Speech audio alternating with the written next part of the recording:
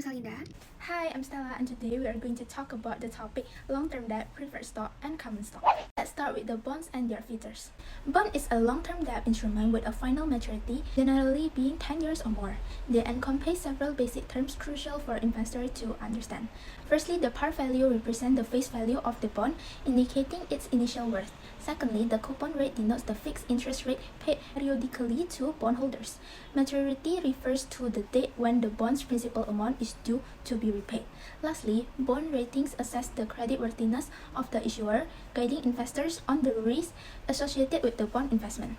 These basic terms form the foundation of bond investing, providing investors with key information to make informed financial decisions. Now let's talk about the trustee and indentor. A trustee is someone or a group picked by a company issuing bonds to represent the people who own those bonds. Usually, it is a bank that takes on this role. The indentor, also known as a deed of trust, is a legal agreement between company issuing the bonds and the bondholders. It lays out all the terms of the bond, like when and how it will be paid back, and it also names the trustee. This agreement is important because it sets the rule for everyone involved in the bond deal. Moving on to the type of long-term debt instrument. 1. Debenture. A debenture is a type of long-term loan that doesn't have any specific asset backing it up. Instead, investors rely on the company's ability to make money to get their investment back. There are rules in place, like a negative pledge clause, which stop the company from using its asset to borrow more money without permission. This gives investors some protection, even though there aren't any specific asset guaranteeing the loan.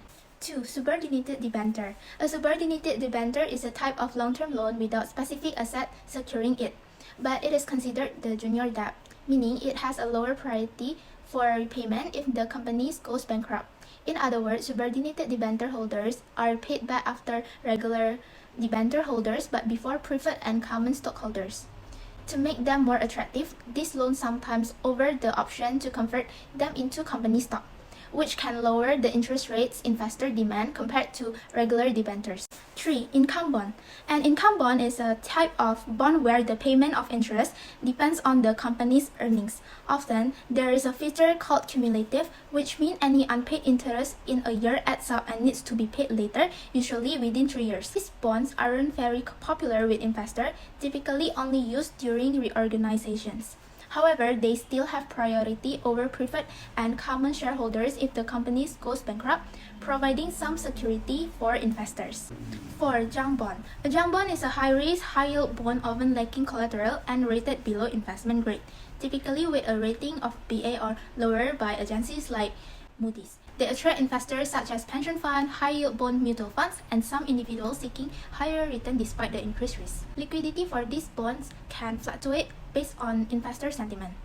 Junk bond gained popularity in the 1980s as a way to finance leveraged buyout or LBOs, where companies acquire others using mostly borrowed funds, often with substantial debt. 5. Mortgage bond.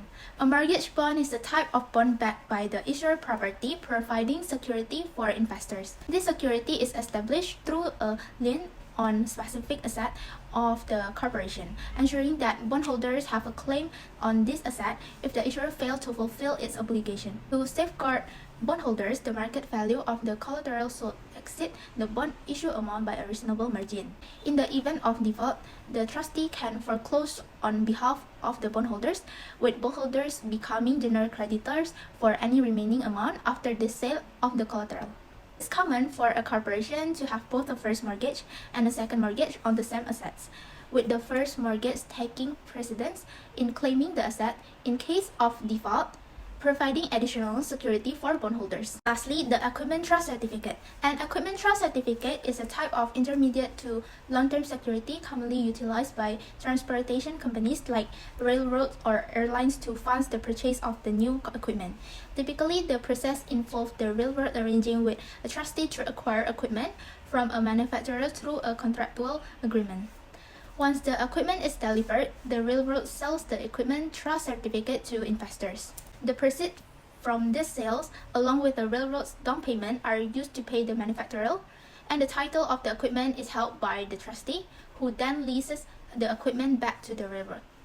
Lease payments received by the trustee are used to pay a fixed dividend to certificate holders and retire a specified portion of the certificate at regular intervals.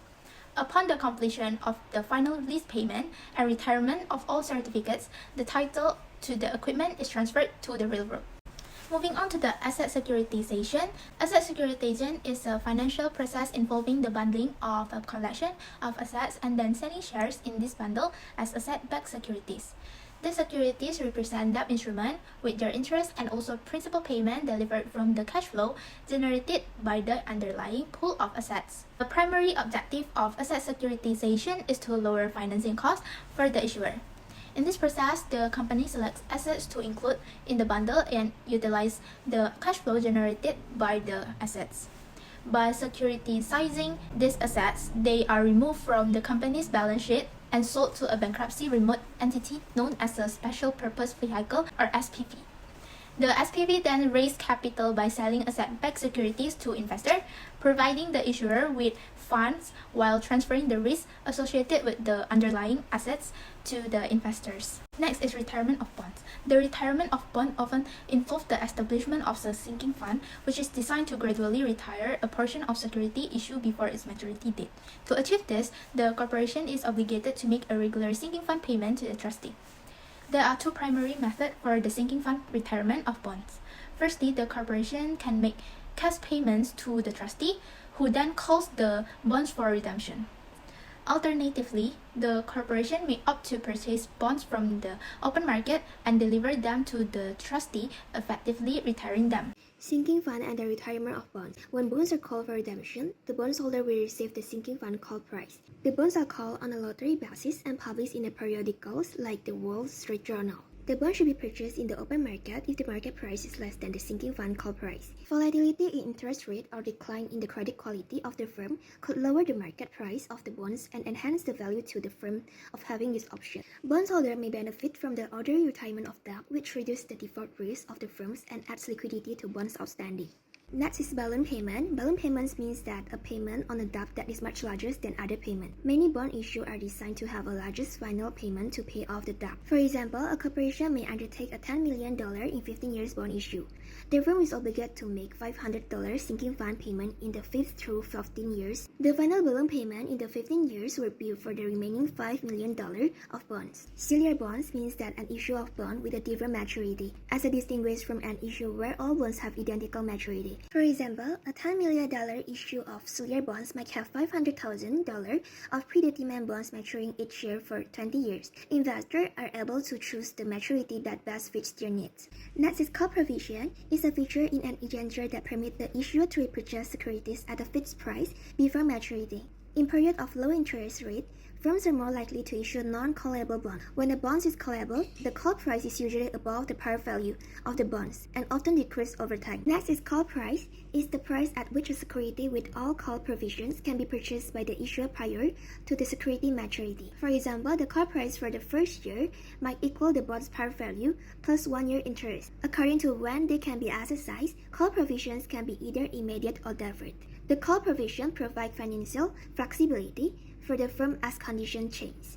Furthermore, callable bonds value equals to non-callable bonds value minus call option value. The call privilege is variable to the firm to the detriment of bondholder. Bondholder require a premium for this additional risk in the form of higher yield. The greater the volatility of interest rate, the greater the probability that the firm will call the bonds. Next is preferred stock. It's a type of stock that usually promises a fixed dividend, but at the discretion of the board of the director. For the basic terms are par value, dividend rate, and maturity. So next we will discuss about cumulative dividend feature. This is mean a requirement that all cumulative unpaid dividend on the preferred stock be paid before a dividend may be paid on the common stock. For example, if the board of directors omits $6 preferred dividend for 2 years, it must pay preferred shareholder $12 per share in $100 par value before any dividend can be paid to the common shareholders. The corporation don't have to make up the dividend, even if it's profitable, as long as the firm has no plans to pay dividend to common shareholders. Participating in preferred stock,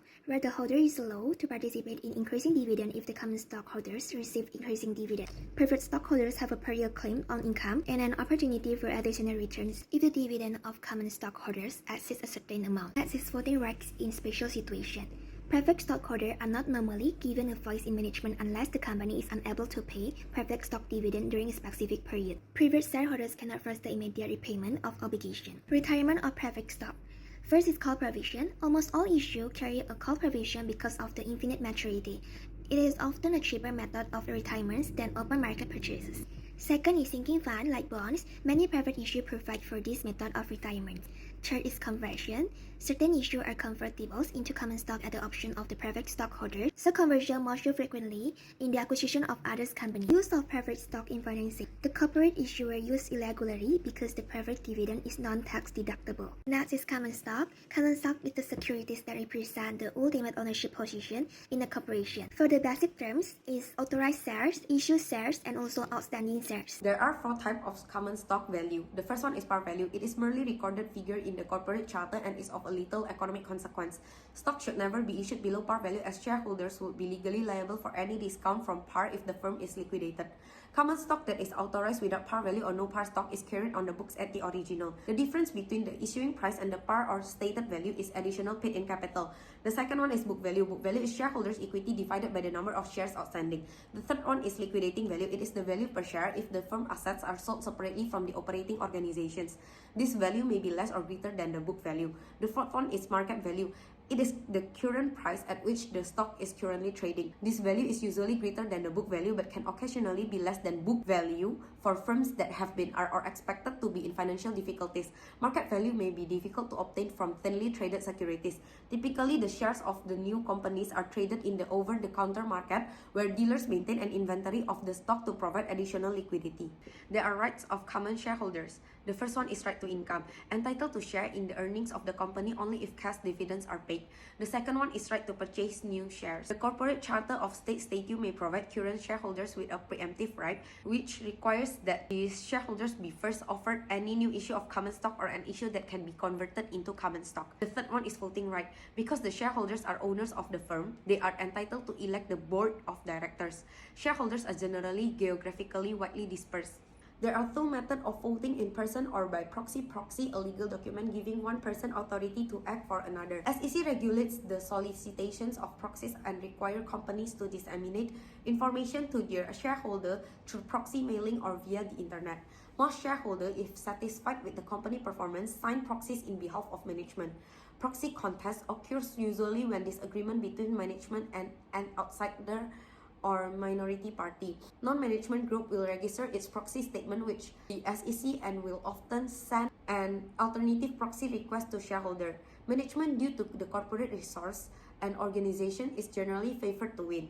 E-proxies are anticipated to offer a more economical way for non-management group to interact with shareholders and potentially diminish the management edge. Voting procedures. The board of directors are elected under their plurality voting, which is the method of electing corporate directors where each common share held carries 1 vote for each director position that is open.